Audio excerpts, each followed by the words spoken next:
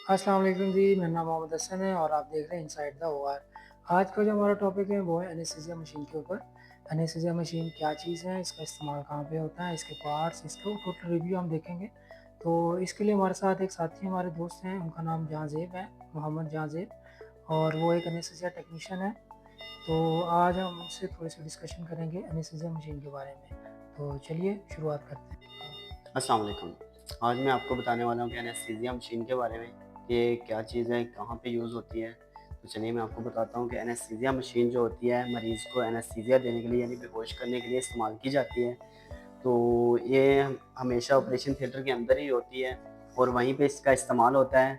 तो चलिए शुरू करते हैं, इसमें क्या-क्या चीज़ें होती हैं और उनका क्या-क्या इस्तेमाल है।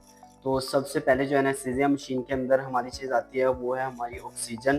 तो हमने आते ही ऑक्सीजन का फ्लो चेक करना होता है कि कितना आ रहा है। तो नीचे इसकी गेज मौजूद होती है। ये सेंट्रल सप्लाई से जो ऑक्सीजन आ रही है, इसका हमें प्रेशर चेक करना होता है मशीन के अंदर।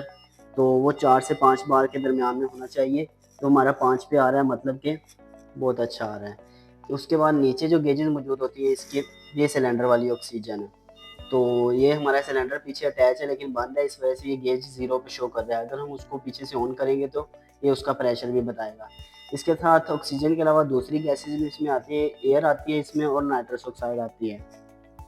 तो एयर का हमारे पास प्रेशर इसमें 5 पे आ रहा है 5 बार, मतलब ये भी बिल्कुल ओके है। साथ में नाइट्रस का 4 पे आ रहा है, ये भी वेल एंड गुड है। दूसरा, इसमें पीछे सिलेंडर जो होता है नाइट्रस का भी मौजूद होता है, कुछ मशीनों में कुछ में नहीं भी होता। तो हमारे पास नाइट्रस का सिलेंडर पीछे मौजूद है, वो भी बंद है, तो इसलिए इसका भी प्रेशर 0 आ रहा है। तो उसके अलावा हमारे पास गेजेस के अलावा साथ में इसके फ्लो मीटर्स आ जाते हैं। फ्लो मीटर्स में सबसे पहले जो है एयर का मौजूद होता है, साथ में नाइट्रस और साथ में ऑक्सीजन का। ऑक्सीजन की ये जो नॉब होती है ना, ये थोड़े इसके ऊपर वाले प्रोमिनेंट होते हैं, क्योंकि जब भी किसी इमरजेंसी में अगर आपको ज़रूरत पड़ती है तो आपका सबसे पहले हाथ ऑक्सीजन पे जाए और यही ऑन होती है। और दूसरा, इसमें सेफ्टी फीचर ये होता है कि जब आप नाइट्रस खोलते हैं ना, नाइट्रस के साथ ऑक्सीजन जो है वो खुद ब खुद खुलती है। तो आप देख सकते हैं कि नाइट्रस खोलिए तो साथ में ऑक्सीजन खुद ही खुल गई है। इसको मैं दोबारा करके दिखा सकता हूँ कि ये नाइट्रस हमने खोली, ऑक्सीजन बंद है। नाइट्रस खोलेंगे तो ऑक्सीजन साथ में खुद ही खुल जाएगी, क्योंकि मरीज़ को नाइट्रस के साथ ऑक्सीजन तो लाज़मी चाहिए होती है।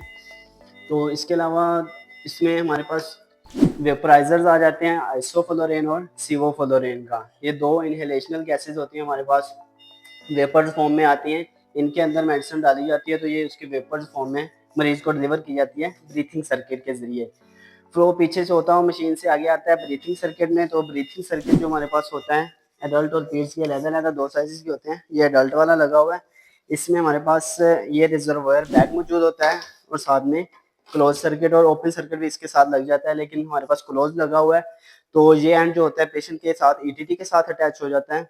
और दूसरा हमारे पास रिजर्वायर बैग जो होता है, मरीज़ को मैनुअली वेंटिलेट करने के लिए इस्तेमाल कर सकते हैं हम। तो उसके बाद अगर मैनुअली वेंटिलेट हमने नहीं करना तो इसके साथ हमारे पास मौजूद होता है वेंट का। इधर से आप वेंट पे शिफ्ट कर सकते हैं और वेंट पे शिफ्ट करके ये हमारे पास वेंट मौजूद है। इसके ऊपर आप टाइडल वॉल्यूम और रेस्पिरेटरी रेट सेट करके मरीज़ को वेंटिलेट कर सकते हैं। ज़रूरत के मुताबिक, मतलब कि जितना आपको चाहिए उतना आप टाइटल वगैरह सेट कर सकते हैं। उसके साथ हमारे पास कार्डियक मॉनिटर मौजूद होता है, सबसे ऊपर इसके पास ईसीजी मौजूद मौजूद होती है, लेकिन ये लगी नहीं हुई तो इसलिए रीडिंग कुछ नहीं आ रही।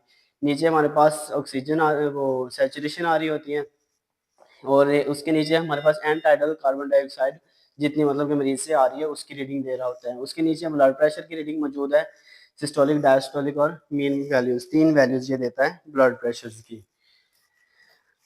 उसके अलावा हमारे पास ये बैग पीछे लगा होता है, ये वेंट का बैग होता है।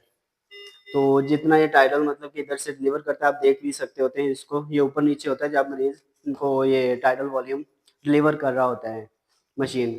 तो इसको हम जब इधर से सेट करते हैं वेंट से, तो उसके मुताबिक ये ऊपर-नीचे होता है। इसकी वैल्यूज़ पीछे इसका स्केल लगा हुआ है, उधर से भी आप नोट कर सकते हैं कितना टाइडल ये डिलीवर कर सकता है।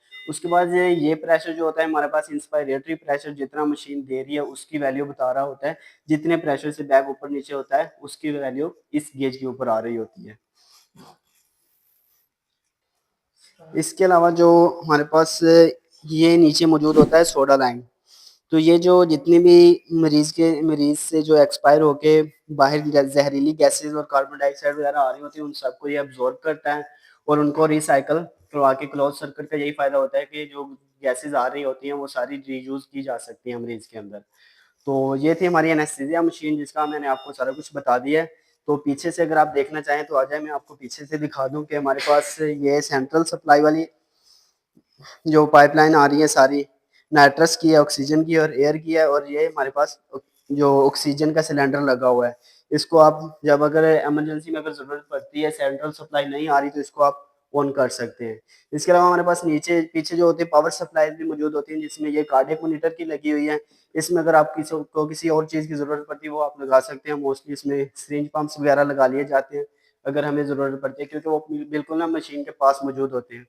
तो ये भी मौजूद है अगर आप पावर यहाँ से किसी चीज़ के लिए यूज़ करना चाहें तो।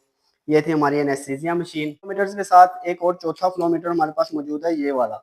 तो ये एक्सटर्नल ऑक्सीजन होती है हमारे पास, जो कि अगर मशीन किसी वजह से मतलब कि बिजली मतलब कि वो नहीं आ रही है आपके पास, या कोई और इश्यू आ रहा है, मशीन आपकी बंद हो जाती है, तो उस सूरत में भी ये फ्लो जो होता है ये हमारे पास आता ही रहेगा, ये बंद नहीं होगा। तो इसकी नॉब इधर मौजूद है, इधर से आप हमारे वो नोजल वगैरह लगा के तो मरीज को वेंटिलेट कर सकते हैं, ऑक्सीजन दे सकते हैं। तो ये एक हमारे पास से एक्स्ट्रा आउटलेट होता है ऑक्सीजन का मशीन के अंदर, जो कि बहुत ही इम्पोर्टेंट होता है और ये तकरीबन हर मशीन के अंदर मौजूद होता है। जी, इसकी अगर हम बात करें तो ये एपीएल वाल्व हर मशीन पे मौजूद होता है। तो जब हम मरीज़ को मैनुअली वेंटिलेट करते हैं ना, ये वेंट पे है और ये मैनुअली वेंटिलेट हमारा जो है रिज़र्वायर बैग पे आ गया। तो जब हम मैनुअली वेंटिलेट करते हैं तो मरीज़ को जो है एडजस्टेबल प्रेशर लिमिट इसको बोलते हैं। तो जो वाल्व जो होता है हम अपनी मर्ज़ी से बंद कर सकते हैं मरीज़ के अकॉर्डिंग, जितना हम उनको पॉज़िटिव प्रेशर डिलीवर करना चाह रहे हैं। तो मोस्टली जो है अडल्ट में जो है इसको हम 20 तक कर लेते हैं, और बच्चों में 15-20 तक, मतलब कि 15 से 20 तक एडजस्ट कर लेते हैं जितनी हमें ज़रूरत होती है। तो अगर बाज़ औक़ात इसको हम जो मैनुअली मशीनें होती हैं ना, मॉडर्न जो ड्रैगर की आ रही है उसमें तो ऑटो लीक टेस्ट होता है, लेकिन जो हमारे पास डेटेक्स ओमेडा की आ रही हैं या इससे पुरानी मशीनें, तो उनमें हम इसको 70 तक बंद करके, तो ये जो होता है क्लोज़ सर्किट होता है, इसको भी हम आगे से क्लोज़ कर देते हैं। तो ऑटो फ्लश से ना इसमें हम रिज़र्वायर बैग में फुल फ्लश कर देते हैं ऑक्सीजन को। तो मशीन का लीक टेस्ट जो होता है इनका इस तरह किया जाता है।